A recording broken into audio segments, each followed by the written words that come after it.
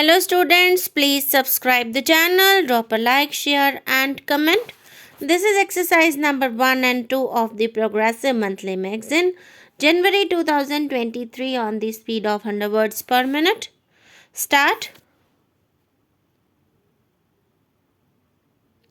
Sir, I rise to support the demands that have been placed before the House by the Home Minister.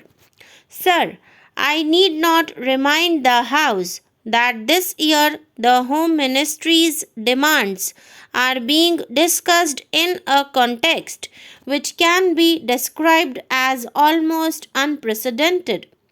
It is for the first time that we are discussing the demands of this ministry after the country passed through the period of the emergency that rocked the very basic structure of the Constitution and our policy and made the common people of our country realize what they have lost with the eclipse of their fundamental rights and freedom.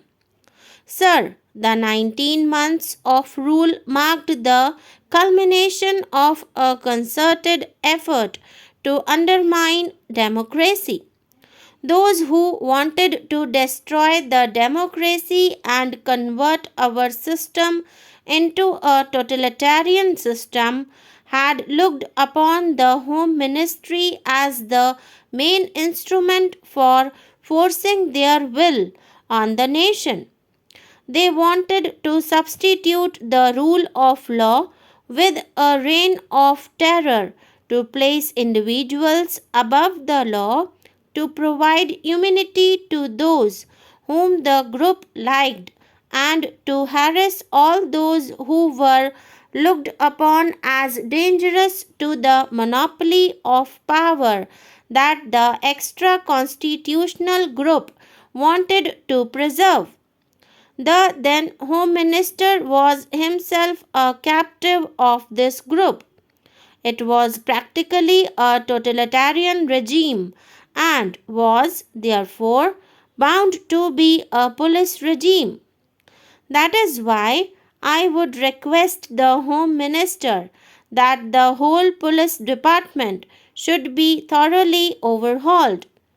Sir, I do not want to take the time of the House by listing the various agencies and organizations that were set up in the police department and the home department during emergency, and before that I also do not want to take the time of the House in describing the fabulous amounts of money that had been placed at the disposal of RAW and other agencies.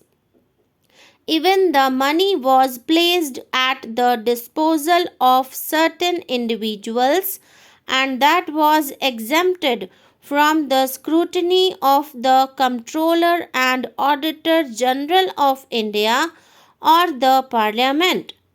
I do not want to go into all these details, but I would only request the Home Minister to go into these things and ensure that such things do not happen in future. Under the circumstances, sir, the task of the Home Minister is, therefore, one of dismantling the police state that was built up by the previous government. Sir, I must congratulate the Home Minister for the excellent beginning that he has made and for the speed that he has acquired to restore the fundamental rights to the citizens and to appoint commissions of inquiry to go into the excesses of the earlier rule as well as the shocking scandals that had characterized last years of the previous regime. However, in all humility, I must confess that it is not enough. The 42nd Amendment of the Constitution should be withdrawn immediately. The fundamental rights will have to be fully restored, and the role and power of the judiciary must be restored immediately. Then the necessary correction in the attitude of the police cannot be achieved if, at this moment, we do not differentiate between those officers and men who acted on instructions and those who went out of their way to trouble and harass people during the earlier rule. If we do not differentiate between these people and do not give to the guilty exemplary punishment that would serve as deterrent and corrective, we would not be able to reorganize the police department. Now, I come to the area of general administration for which the Home Minister is wholly responsible. Our public offices have not earned a great reputation for efficiency. Public petitions and letters remain unanswered and under consideration for months and months together. Public petitions and letters written by the public representatives, councillors, legislators, or members of parliament, even to the ministers, leave aside the officers, remain unanswered or under consideration for years together.